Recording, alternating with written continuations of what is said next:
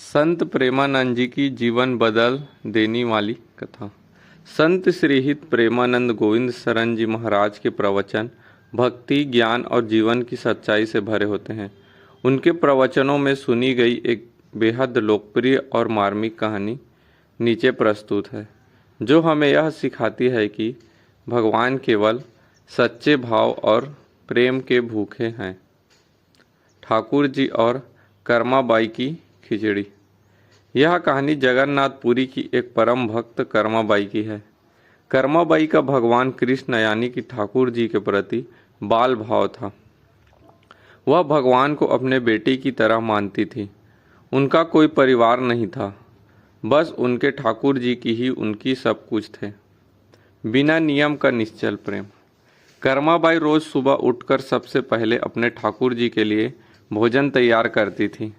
वह कोई कर्म कांड या कड़े नियम नहीं जानती थी।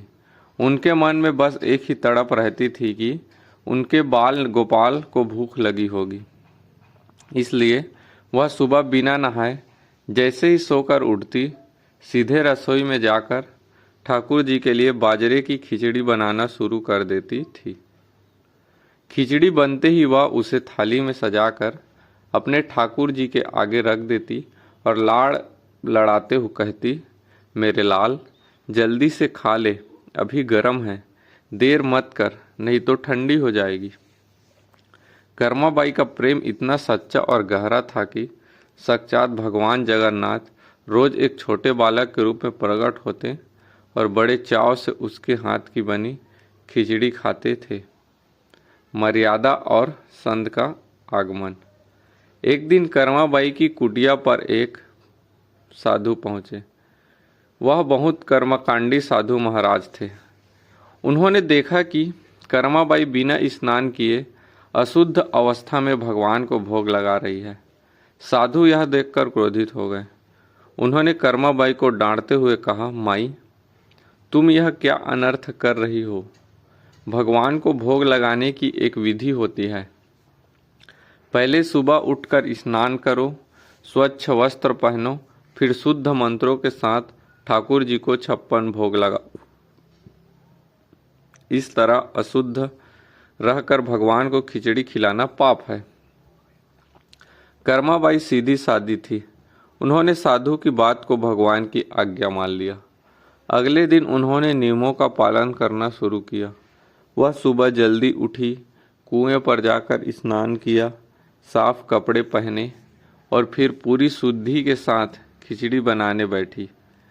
इस सब नियम धर्म के चक्कर में काफ़ी समय बीत गया और दोपहर होने को आई। भगवान की व्याकुलता। वहाँ मंदिर में जब सुबह भगवान जी के कपाट खुले तो पुजारियों ने देखा कि भगवान के मुख पर बाजरे की खिचड़ी लगी हुई है और उनकी आंखों में आंसू है।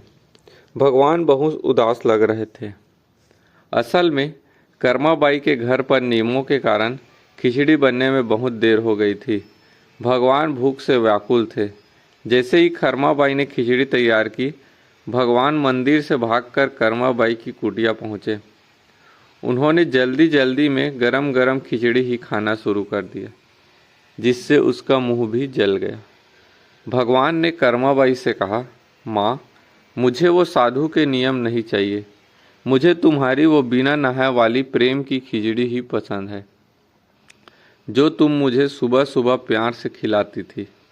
तुम्हारे इस नियम धर्म ने मुझे भूखा मार दिया। कहानी की सीख।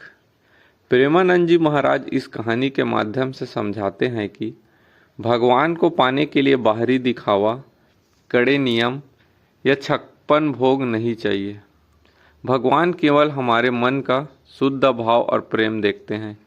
यदि आपके दिल में भगवान के लिए सच्ची तड़प और निश्चल प्रेम है, तो भगवान स्वयं सारे नियम तोड़कर आपके पास दौड़े चले आते हैं। भक्ति में भाव ही सबसे बड़ा माध्यम है। जय जगन्नाथ।